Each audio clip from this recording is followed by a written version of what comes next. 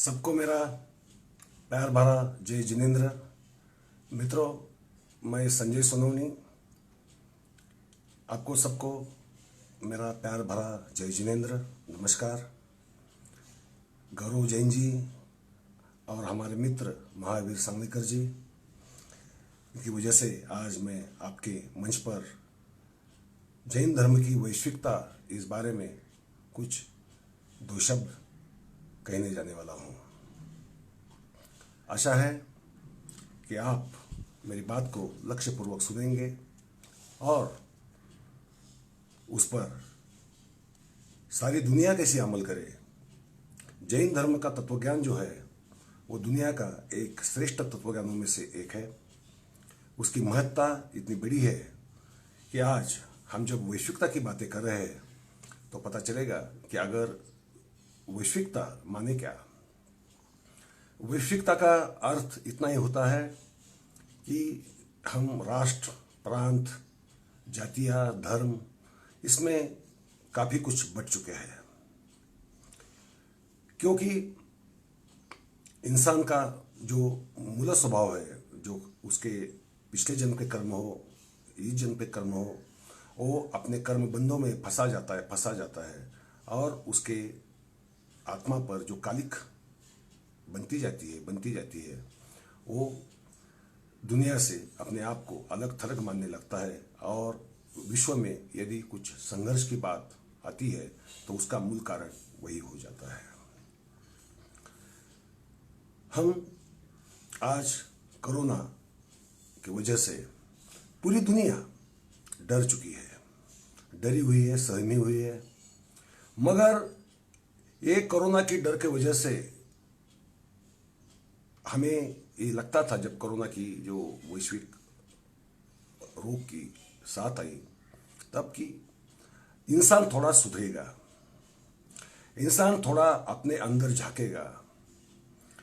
अपनी करतूतों की वजह से हमने इस धरातल का, पर्यावरण का संतुलन कितना हमने खो दिया है, इसके ऊपर वो गहराई पूर्वक सोचेगा और एक दूसरे की तरफ, एक भाईचारे की तरफ देखेगा और दुनिया में एक ढंग का एक नया माहौल तैयार करेगा। और दुनिया जो पहले थी और कोरोना के बाद की दुनिया, इसमें बहुत बड़ा अंतर आएगा। ऐसा हम कोरोना जब शुरू हुआ, जब डर की लहर आई, तब सोचते थे। मगर वास्तव में हमें देखने को मिलता है कि हम कुछ बदले नहीं, उल्टा हमारे बीच में, हमारे अंदर जो एक हिंसकता का भाव था, विद्वेष का भाव था, दूसरे की तरफ घृणा से देखने की जो प्रवृत्ति थी, वो जो कि त्यो तो बनी है ही, उसमें बढ़ावा और ज़्यादा मिल गया है। विश्व में संघर्ष बढ़ गए हैं।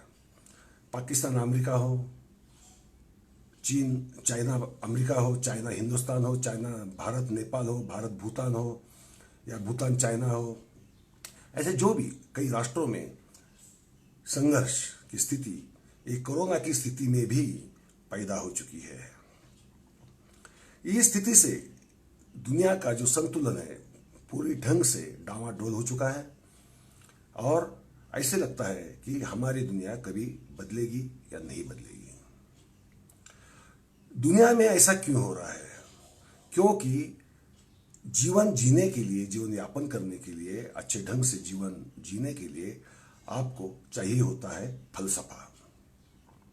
वो फलसफा ऐसा होना चाहिए जो इंसान को इंसान समझे, जीवों को जीव समझे और उस जीव को परमात्मा मानकर, उस जीव को ही एक परमात्मा होने की क्षमता पाने वाला जीव मानकर अगर हम दूसरों के साथ व्यवहार करेंगे तो इस दुनिया का चरित्र, इस दुनिया का चेहरा काफ़ी कुछ बदल सकता था, बदल सकता है। मगर हम उस दिशा में जा नहीं रहे, क्योंकि ये जो फलसफा है, जैन फिलॉसफी है, जो जिस ढंग से दुनिया में फैलनी चाहिए और हर किसी के मन में, दिल में, दिलो दिमाग पर छा जानी चाहिए, वैसा नहीं हो पा रहा है।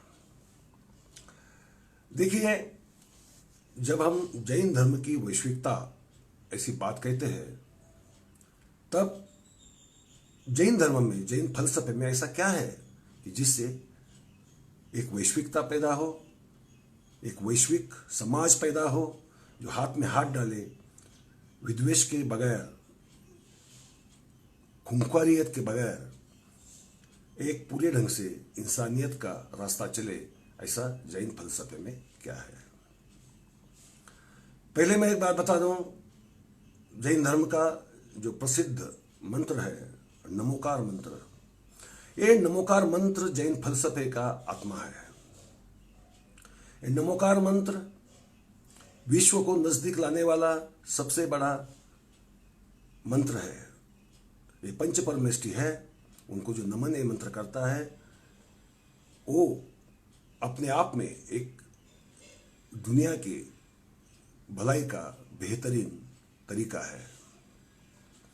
नमोकार मंत्र में अरिहंत को नमस्कार किया है, सिद्धों को नमस्कार किया है, आचार्यों को किया है, उपाध्यायों को किया है, साधु साधुओं को भी किया है। मगर मित्रों, इसमें किसी का नाम नहीं है।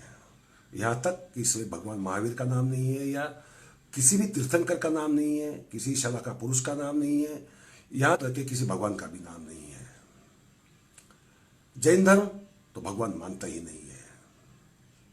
जैन धर्म की सबसे बड़ी खासियत यह है कि कोई कर्ता धर्ता परमेश्वर की जिसने संसार बनाया हो, सृष्टि रची हो, सृष्टि बनाई हो, ऐसा परमात्मा मानती नहीं।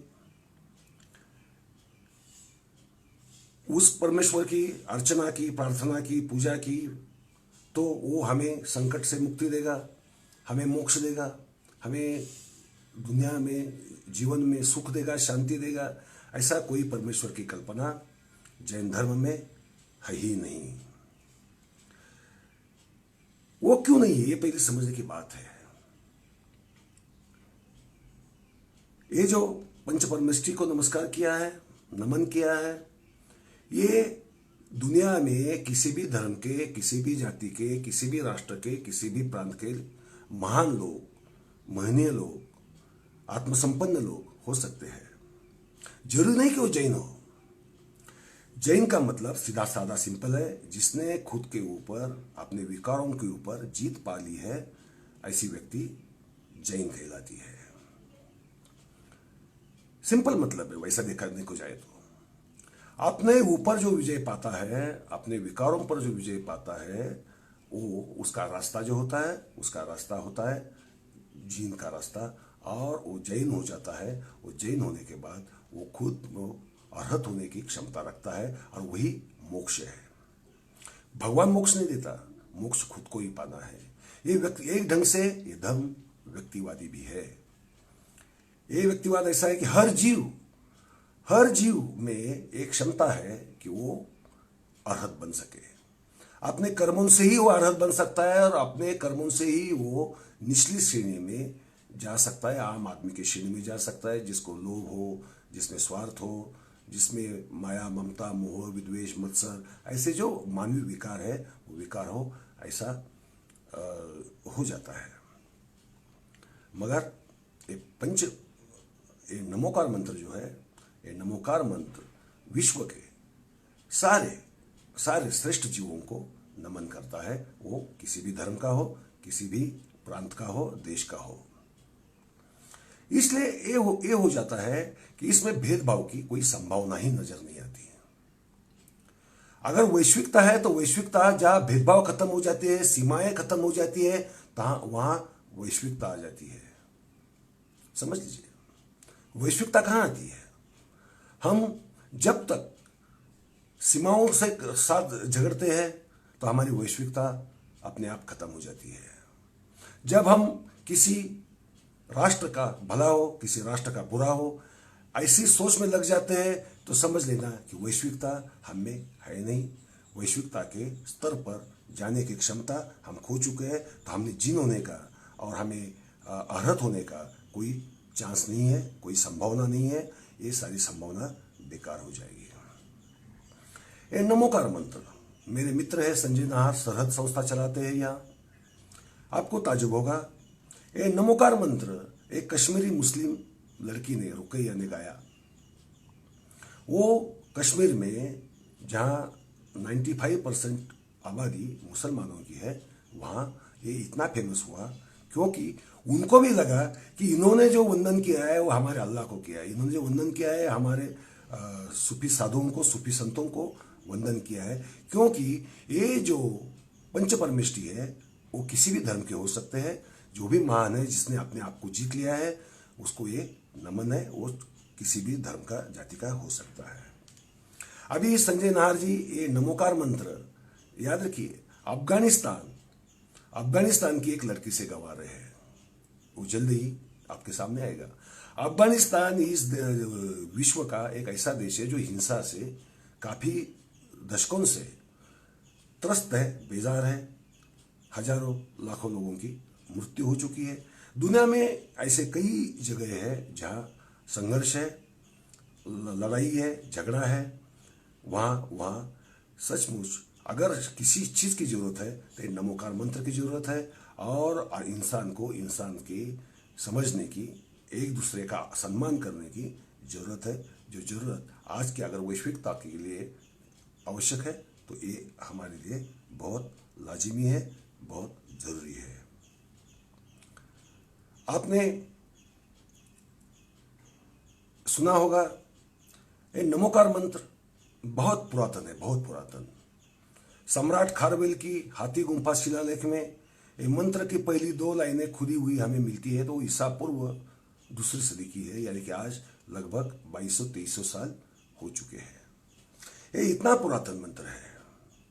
ये मंत्र हम कहते हैं मगर उसका अर्थ समझने की कोशिश नहीं करते। इस मंत्र में जो संदेश है एक ढंग का, वो संदेश समझने की या समझाने की कोशिश नहीं करते। इसलिए ये हो जाता है कि जैन धर्म भी और धर्मों की तरह एक धर्म बन जाता है, जबकि ऐसा नहीं है। जैन हर कोई हो सकता है जो अपने आप को जीतने की कोशिश करे और सबका सम्मान करे, हर जीव को ईश्वर माने और हर जीव में ईश्वर होने की, अर्हत होने की क्षमता है ऐसा माने, वो जैन हो जाता है।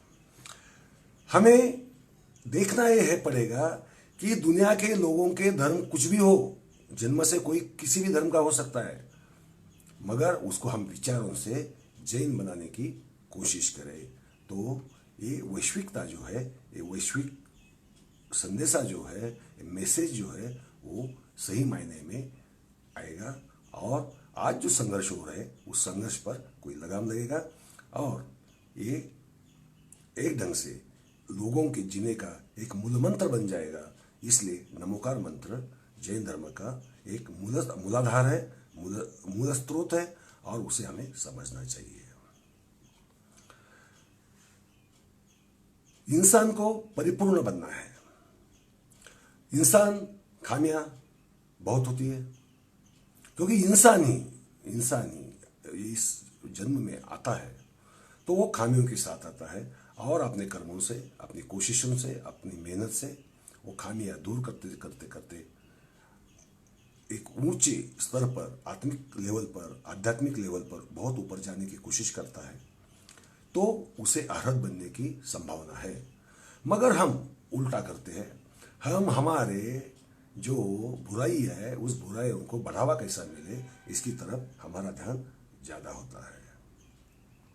तो मोक्ष की संभावना नहीं है, मुक्ति की संभावना नहीं है, और वैश्विक होने की संभावना तो कतई नहीं है। क्योंकि घर में ही हम झगड़े करें, हम एक दूसरे से द्वेष करें, तिरस्कार करें, ईर्ष्या करें, तो हम दुनिया को क्या सबक दे सकते हैं, क्या सिखा सकते हैं? कुछ भी नहीं सिखा सकते। हमें बहुत एक अंधेरे में जाना पड़ेगा।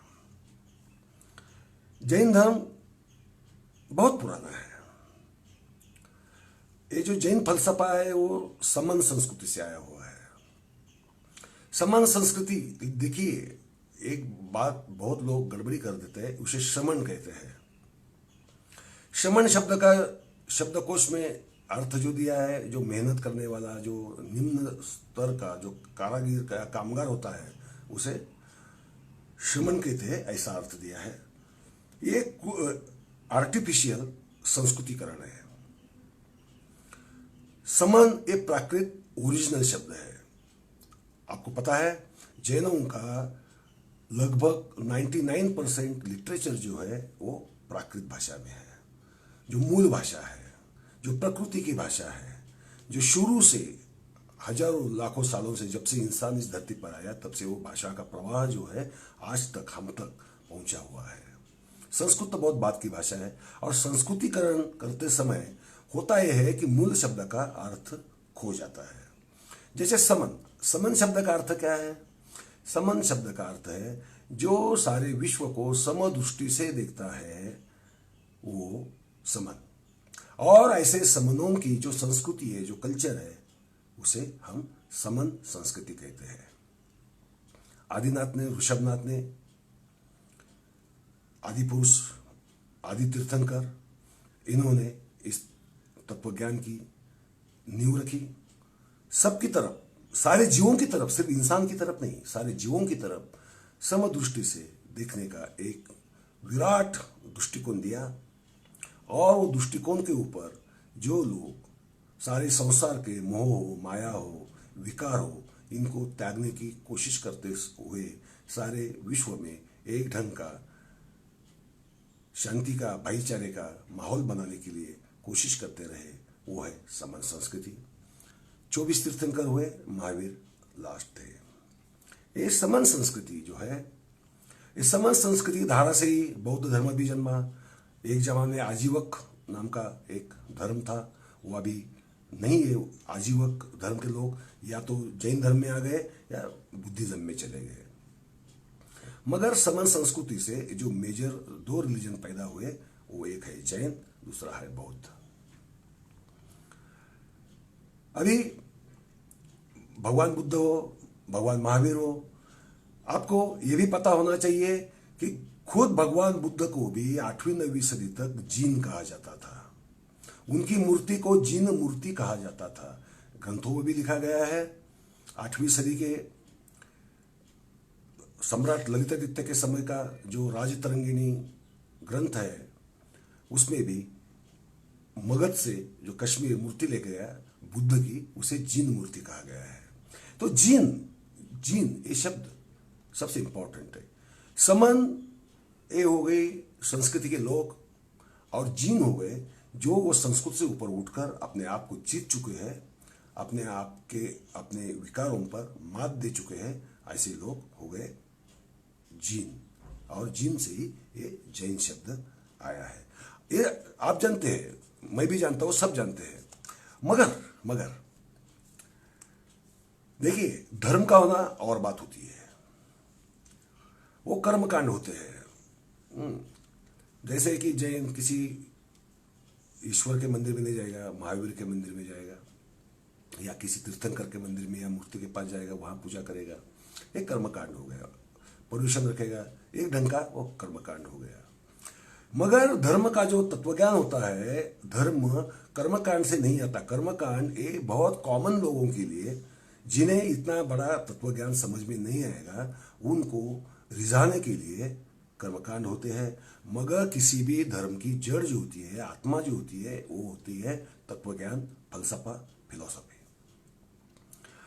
जैन धर्म की महत्ता उसके तत्वज्ञान में है। अभी देखिए, हम वैश्विकता की बात जब करते हैं, आप देखते होंगे जैसे इंसान इंसान में संघर्ष है, इंसान इंसान में झगड़ा है, वैसे राष्ट्र राष्ट्र में भी है, प्रांत प्रांत में भी है। महाराष्ट्र और बिहार के बीच हो जाता है कभी कभी, महाराष्ट्र और गुजरात के बीच हो जाता है कभी कभी, महाराष्ट्र और साउथ इंडियंस के बीच हो जाता है कभी कभी, एक ही राष्ट्र के होते हुए भी। फिर भारत पाकिस्तान है, भारत बांग्लादेश है, भारत चाइना है, फिर अमेरिका और चाइना है। तो ये संघर्ष बहुत होते हैं। तत्वज्ञान का समोचितपन ये बहुत महत्वपूर्ण होता है। जैन धर्म ने दुनिया को सबसे बड़े तत्वज्ञान की जो नींव दी, जो एक बेस दिया, वो उनका अनेकांतवाद है। क्या कहता है अनेकांतवाद? वो आप भी जानते हैं। अनेकांतवाद ये कहता है कि सच तक जाने के कई रास्ते हो सकते हैं, और शब्दों में जो बोला जाता है, शब्दों में जो ढाला जाता है, वो पूरा सच नहीं होता। क्योंकि जब सच को हम शब्दों में डालते हैं तो कहीं ना कहीं उस सच को हम धुंधला कर देते हैं। सामने सब जो पीला रंग है, जो मुझे पीला दिख रहा है, वो दूसरे को कुछ अलग छटाओं में दिखेगा, किसी और का अलग छटाओं में दिखेगा। ये हमें समझना चाहिए होता है।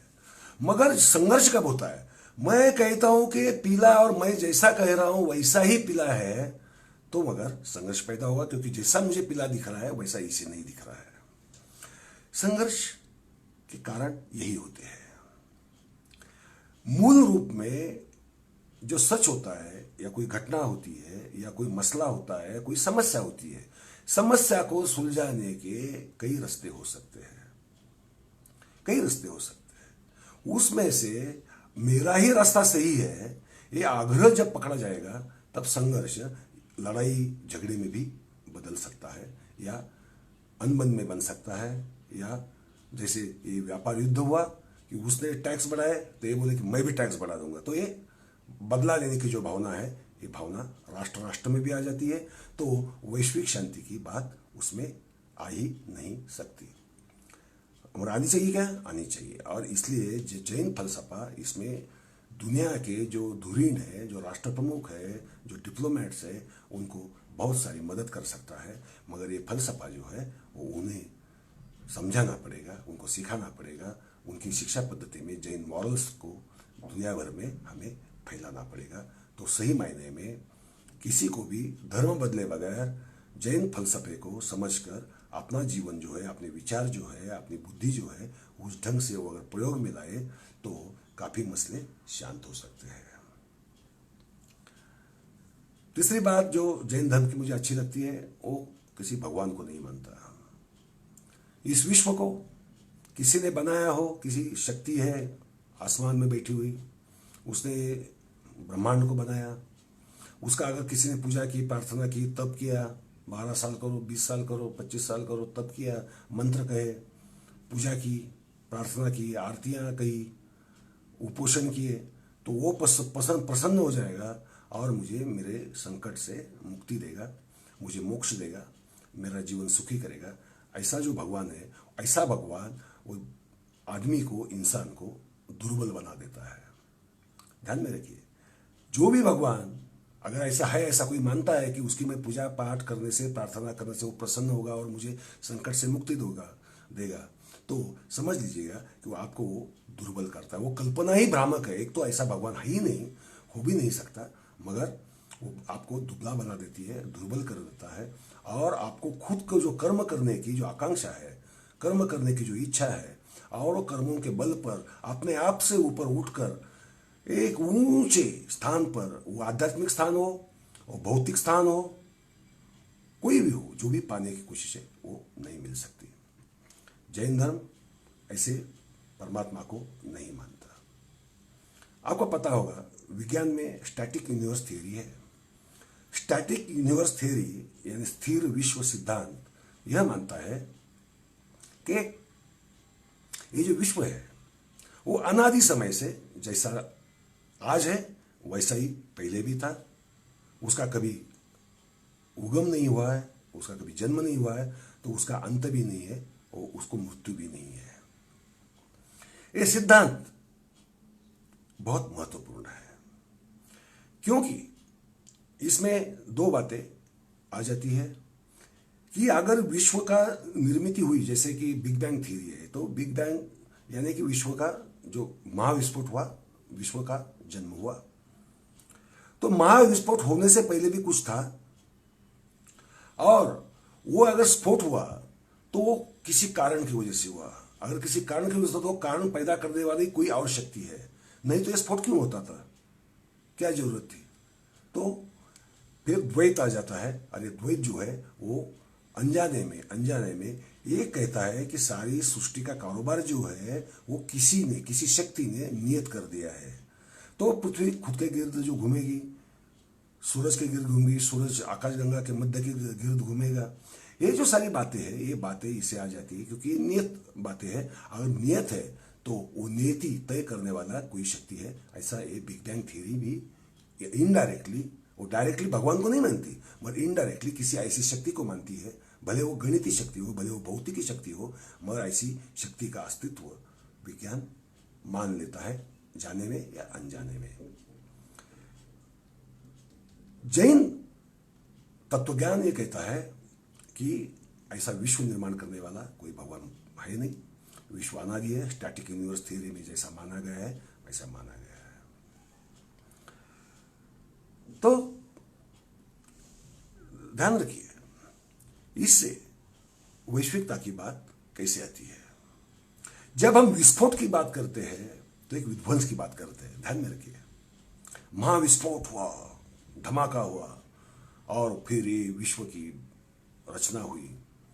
धीरे धीरे 6-7 अरब सालों में रचना हुई और आज का विश्व ऐसा है। और वो एक दिन वो भी बिग क्रंच होके, बड़ा आकुंचन होके एक दिन वो भी शून्य में विलीन हो जाने वाला है, ऐसा इसी तरह कहता है। तो इसमें एक विध्वंसकता है, इसमें विनाश की पूर्व सूचना है।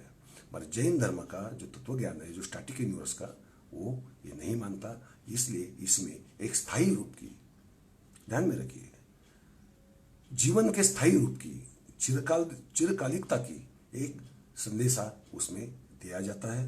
वो संदेशा सारी इंसानियत के लिए बहुत जरूरी है, क्योंकि बहुत सारे जो संघर्ष होते हैं वो सारे संघर्ष होते हैं कि हमें जो अनिश्चितता लगती है, अनसर्टेनिटी लगती है कल की। जैसे कोरोना में क्या हुआ कि कोरोना के बाद बहुत से लोग निराश हुए, बहुत से लोग, कई लोगों ने तो खुदकुशी कर दी, फ्रस्ट्रेट हो गए, एंग्जाइटी कॉम्प्लेक्स से बहुत सारे लोग परेशान रहे हैं, आज भी है। क्यों? इसलिए कि कल क्या होगा, ये कोरोना खत्म होगा या नहीं होगा, कोरोना खत्म होगा या नहीं होगा, नौकरियां जाएगी क्या होगा, मेरा बिजनेस मर गया क्या होगा, मेरा फ्यूचर क्या होगा। ये अनिश्चितता का माहौल आदमी को पगला देता है, उसको परेशान कर देता है, उसकी मानसिकता खराब कर देता है और उसे उसकी मानसिक शांति से दूर हटाकर उसे एक ढंग से पगलाया देता है। तो फिर शांति नहीं हो सकती ना दुनिया में। जब तक ये सब स्थायी है, ये टेम्पररी फेजेस होती है, ये जब तक हम समझ नहीं लेते। जैसे कि समंदर है, हवा आती है तो लहरें उठती है, हवा बंद हो गई लहरें शांत हो जाती है। ये जो बाहर की जो होने वाली घटनाएं हैं उसके परे हमारा आत्मा है, हमारा खुद का वजूद है, और वो वजूद ये बाहरी घटनाओं से डिस्टर्ब नहीं होगा, बाहरी घटनाओं से हम विचलित नहीं होंगे। ऐसा जब तक हम हमारी मानसिकता बनाते नहीं है तब तक इन परेशानियों से मानव जाति को छुटकारा नहीं मिलेगा। और एक बात है, वो है अपरिग्रह की। आप देख लीजिए, आज इंसान ने इस धरती पर इतनी तबाही मचा रखी है, प्रकृति का, पर्यावरण का संतुलन बिगाड़ दिया है। तो वो संतुलन लाने के लिए सृष्टि भी कुछ ना कुछ करेगी। बाढ़ आएगा, भूकंप होगा, ज्वालामुखी फटेगा, कोई कोरोना जैसे रोग आते रहेंगे, जनसंख्या कम करने की कोशिश करते रहेंगे, क्योंकि हमने सृष्टि का जो जैसे अरण्य थे, वन थे, फॉरेस्ट थे, उसे तबाह कर दिया। इतना पोल्यूशन कर दिया कि पूछो मत।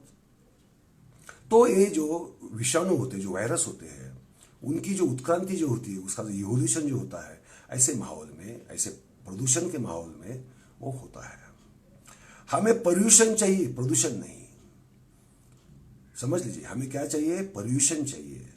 हमें अपने आप को अपने अंदर उतर कर, अपने आप को क्वारंटाइन कर हमें अपने आप को सुधारना है। हमें बीमारी से डरकर क्वारंटाइन नहीं होना है।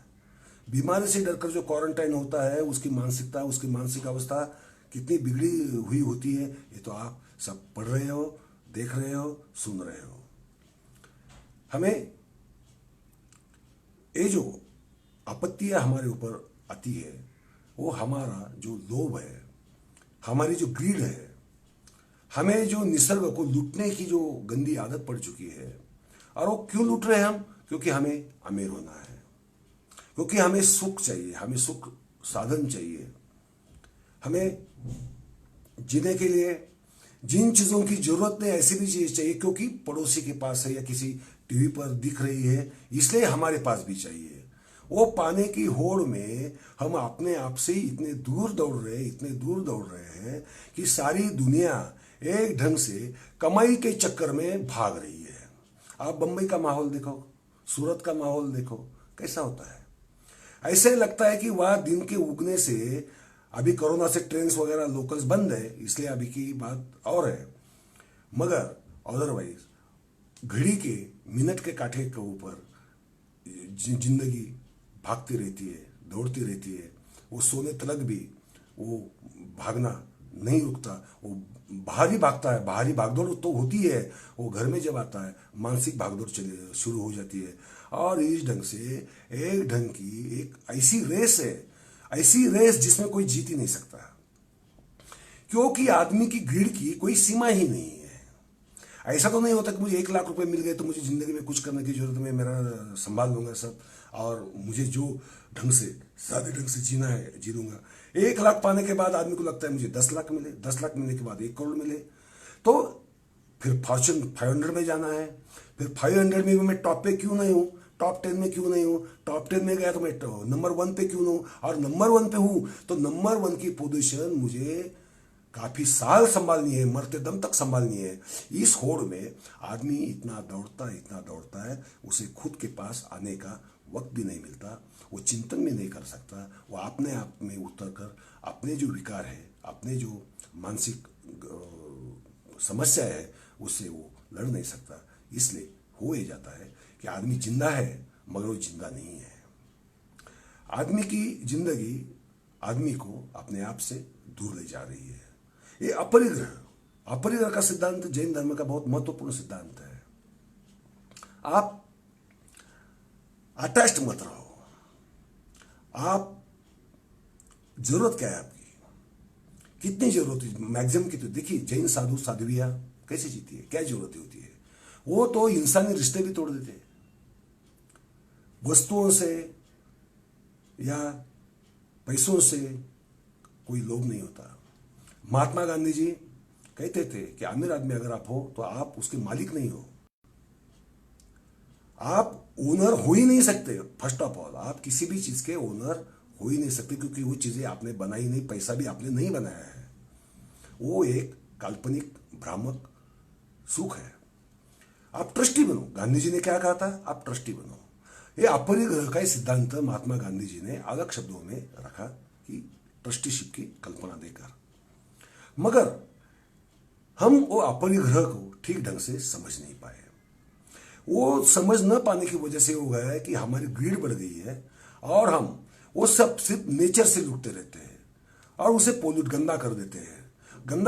तो गंदगी से ऐसे वायरस जो है वो वायरस पैदा होते हैं और वो इंसान को मारते छुटते हैं, ऐसे डरा देता है, ऐसा घर में बंद कर देता है और आपको एक निराशा के अंधेरे में धकेल देता है।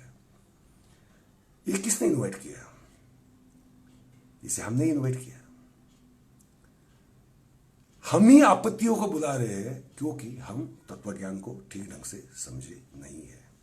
ये अपरिग्रह का जो तत्वज्ञान है वो इस सारी दुनिया में अगर फैले तो ये अपरिग्रह का तत्वज्ञान सिर्फ व्यक्ति के लिए कारगर नहीं है, ये राष्ट्र के लिए भी कारगर होता है। क्योंकि राष्ट्र को भी कितना कितना चाहिए, नंबर 1 पे जाना है, महासत्ता होना है, विश्वगुरु बनना है। इस ढंग से विश्वगुरु नहीं बना जा सकता। विश्वगुरु अगर बनना है तो आपका फलसफा स्ट्रांग होना चाहिए। आपको राष्ट्र को भी अपरिग्रह से जाना पड़ेगा। राष्ट्र की तरक्की कितनी हो उसकी भी सीमा राष्ट्र ने डाल देनी चाहिए। तो क्या हो जाएगा कि दुनिया आज जिस होड़ में लगी है, जो दौड़ में रेस में लगी है, वो रेस कहीं तो कम हो जाएगी। आदमी थोड़ा सा अपने आप को वक्त दे पाएगा और जो जिंदगी का मतलब है, जैसे जैन धर्म कहता है, जैसे नमोकार मंत्र ने कहा कि मैं अरिहंत को नमस्कार करता हूँ, मैं उपाध्याय को नमस्कार करता हूँ, मैं साधु को नमस्कार करता हूँ, मैं सिद्धों को नमस्कार करता हूँ, मैं आचार्यों को नमस्कार करता हूँ। ये आचार्य बनना चाहिए। हर व्यक्ति में वो क्षमता है। जैन धर्म ये मानता है कि हर जीव, व्यक्ति ही नहीं जीव, हर जीव भी अर्हत होने की क्षमता अपने आप में रखता है। वो क्षमता को अगर ढूंढना हो, वो क्षमता को अगर कारगर बनाना हो, उसको काम में लाना हो और उसे जागृत करना हो तो वक्त चाहिए। और वो वक्त हमें एक रेस में जब तक हम लगे रहेंगे हमें वक्त मिलेगा नहीं। और ये वक्त ऐसा नहीं है, आप कहीं भी बैठ सकते हैं, कहीं भी घूम सकते हैं। घूमते घूमते समय आपका चिंतन हो सकता है, और चिंतन ही ध्यान है, चिंतन ही तपस्या है। और ये चिंतन से हम सारी दुनिया को एक ऐसे रास्ते पर ला सकते हैं जो रास्ता कारगर हो, जो एक वैश्विकता की तरफ ले जाए और एक ढंग से इंसान को इंसान बनाए। जैन धर्म में तत्वज्ञान बहुत है, बहुत गहरा तत्वज्ञान है। हजारों लाखों ग्रंथ है, जिनमें से 10-15% भी पब्लिश नहीं हुए हैं। वो विज्ञान पर ऊपर है, आयुर्वेद के ऊपर है, वो योग शास्त्र के ऊपर है, गणित है, तत्वज्ञान है, और आचारांग सूत्र में जैसे हमारा आचरण भी कैसे हो उसके ऊपर भी है, और यहाँ तक कि शिक्षा पर भी है। शिक्षा किस ढंग की होनी चाहिए, शिक्षा किस ढंग की होनी चाहिए। आज हम जो पूरी दुनिया में शिक्षा दी जाती है वो इसलिए दी जाती है कि उन्हें हर व्यक्ति को तैयार इसलिए करना है कि वो कुछ तो कमा पाए भविष्य में। जिसमें कमाई नहीं है ऐसी शाखाओं में शिक्षा दी ही नहीं जाती, दी भी गई तो वो पार्ट टाइम होती है। जबकि वो शिक्षा महत्वपूर्ण किसी व्यक्ति के लिए हो सकती है, होती भी है, मगर हम सिर्फ कमाई जिससे मिलती है वही कोर्स करना चाहते हैं, वही ग्रेजुएशन करना चाहते हैं, वही इंस्टीट्यूशन में जाना चाहते हैं। क्योंकि जैन धर्म शिक्षा का मतलब जो बताता है कि जिसमें व्यक्ति का व्यक्तिगत आकलन बढ़े, जिज्ञासा बढ़े, समझ लीजिए उसका व्यक्तिगत आकलन बढ़े, याददाश्त नहीं। सिर्फ हमारी एग्जामिनेशन सिस्टम में आपकी याददाश्त अगर अच्छी है तो आप बहुत अच्छे मार्क ले आते हो, लोगों को लगता है आप मेरिट में आ गए, बहुत होशियार हो, मगर वो होशियारी नहीं है। आपकी याददाश्त अच्छी होना आपकी होशियारी का प्रमाण नहीं है। जैन धर्म का शिक्षा का तत्वज्ञान मानता है कि आपका आकलन क्या है, वो कैसे बढ़े, आपकी जिज्ञासा विश्व के बारे में, जीवन के बारे में, तत्वज्ञान के बारे में, तात्विक प्रश्नों के बारे में आपकी जिज्ञासा कैसे बढ़े। ये जिज्ञासा बढ़ाने के लिए शिक्षा होती है। मगर ये शिक्षा का मतलब आज हमें नए सिरे से दुनिया को समझाना पड़ेगा। और जैन धर्म का अगर कार्य है, आज जैनी जो है, आज जो जैन धर्मी जो हिंदुस्तान में लोग हैं, उनका भी एक कर्तव्य बनता है कि ये जो तत्वधारा है उसको नए परिप्रेक्ष्य में आज की दुनिया को जिस भाषा में समझेगा वही तत्वज्ञान उस भाषा में उनको नए ढंग से बताना पड़ेगा। तत्वज्ञान वही रहेगा। महात्मा गांधी जी ने क्या किया? महात्मा गांधी जी जैन थे, मेरा अध्ययन कहता है। रोमारोला जो नोबेल प्राइज विनर था, उसने जो 1924 में महात्मा गांधी की जो पहली जीवनी लिखी थी उसमें भी साफ तौर पर लिखा है कि महात्मा गांधी के माता पिता जैनी थे, ऐसा लिखा है। पृष्ठ क्रमांक 4 पर ही उसके चरित्र के उसने जो चरित्र लिखा उस पर लिखा हुआ है। वो जैनी होते हुए भी उन्हें जैन मैं हूं ये बताने की जरूरत नहीं थी, क्योंकि उन्होंने जीवन ही अपना इस ढंग से जिया, जीवन ही इस ढंग से जिया कि वो जैन तत्वधारा को उन्होंने अपने आचरण में लाया।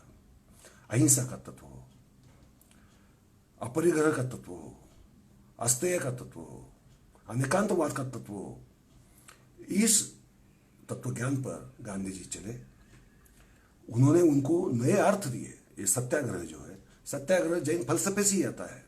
ये सत्याग्रह जो है उन्होंने नाम नया दिया, सत्याग्रह नाम दे दिया, मगर ये परिभाषाओं का खेल नहीं है, अर्थ का खेल है। अगर हम अर्थ समझे तो समझ में आएगा कि कौन सी चीज कौन सी तत्वधारा से आई है और उसका असर क्या हुआ। हमने देखा महात्मा गांधी ने भारत को आज़ादी दी। सिर्फ भारत को आज़ादी नहीं दी, दुनिया विश्व भर के जो परतंत्र राष्ट्र थे उन्हें प्रेरणा दी, वो उनके गुरु बने, वो उनके लिए अर्हत बने, सिद्ध बने। और ये सिद्धों को नमन करना हमारा कर्तव्य इसलिए हो जाता है कि सिर्फ नमन मत करो, खुद भी सिद्ध बनने की, आचार्य बनने की, उपाध्याय बनने की, अर्हत बनने की कोशिश करो। अपने आप को अपने ऊपर उठाओ और विश्व को एक ऐसा सुरेल संगीत बनाए कि जिस ताल में हर जीव को एक कल्याणप्रद संतोष मिले, सुकून मिले, आशा मिले और वो अपना जीवन अच्छे ढंग से बिताए। आज विश्व में ये जो राष्ट्रवाद है, ये जो धर्मवाद है, जैन धर्म ये नहीं कहता कि सिर्फ अल्लाह ही श्रेष्ठ है, बाकी सब फालतू है, ऐसा नहीं कहता। शिव ही महान है, विष्णु नहीं है, विष्णु ही महान है, शिव नहीं है, या गॉड ही ग्रेट है, ऐसा नहीं कहता। वो कहता है जो भी दुनिया में अच्छा है उसे मैं नमन करता हूँ। जब अहंकार आ जाता है कि मेरा ये ईश्वर है और वही श्रेष्ठ है, तो संघर्ष होते हैं। इस विश्व में धर्म के नाम पर जितने संहार हुए, जितनी हिंसा हुई, उतनी राष्ट्र पॉलिटिक्स के ऊपर भी इतनी हिंसा नहीं हुई है। ये हमें समझ लेना चाहिए। और ये जो विचार है, ये जो व्यापक विचार है, ये तो सहिष्णुता का जो विचार है, वो विचार इस दुनिया को एक अच्छे रास्ते पर जरूर ले जाएगा और हमें उसके लिए भरसक कोशिश करनी पड़ेगी। मित्रों, जैन धर्म के ऊपर कहने जैसा बहुत कुछ है, उसका फलसफा है। एक एक एक एक एक एक जो तत्व है तत्व ज्ञान का, उसके ऊपर चर्चा हो सकती है। इतिहास है, वो इतिहास जो आदिनाथ से, ऋषभनाथ जी से शुरू होता है। भारत नाम जिसकी वजह से पड़ा, वो सम्राट चक्रवर्ती भरत हो, बाहुबली हो, वहाँ से शुरू होता है। वो सम्राट खारवेल हो, गुजरात के सम्राट कुमारपाल हो, ऐसे राष्ट्रकूट हो। जो जैनी सम्राट थे वो जैनों को भी मालूम नहीं है कि हमारे सम्राट थे, और मालूम भी हो तो उनकी हिस्ट्री लिखने की कोशिश नहीं हुई है। ये होनी चाहिए, ये सारी चीज़ें लानी चाहिए बाहर और दुनिया के सामने नए ढंग से रखनी पड़ेगी। उसमें अभिनिवेश नहीं होना चाहिए, कोई गरूर नहीं होना चाहिए, अहंकार नहीं होना चाहिए, नहीं तो वो जैन तत्वों के खिलाफ जाएगा। ये हमें समझना पड़ेगा। मुझे लगता है मैंने काफ़ी देर आपसे बात की। मैं सबको आपने मुझे सुना, मैं धन्यवाद देता हूँ। गौरव जी, मैं आपका भी बहुत आभारी हूँ। महावीर, आप तो मेरे मित्र ही है, मैं आपको आभारी नहीं कहूँगा, मगर आपके साथ जुड़ा रहने का मुझे संतोष है। धन्यवाद, नमस्कार, जय जिनेंद्र।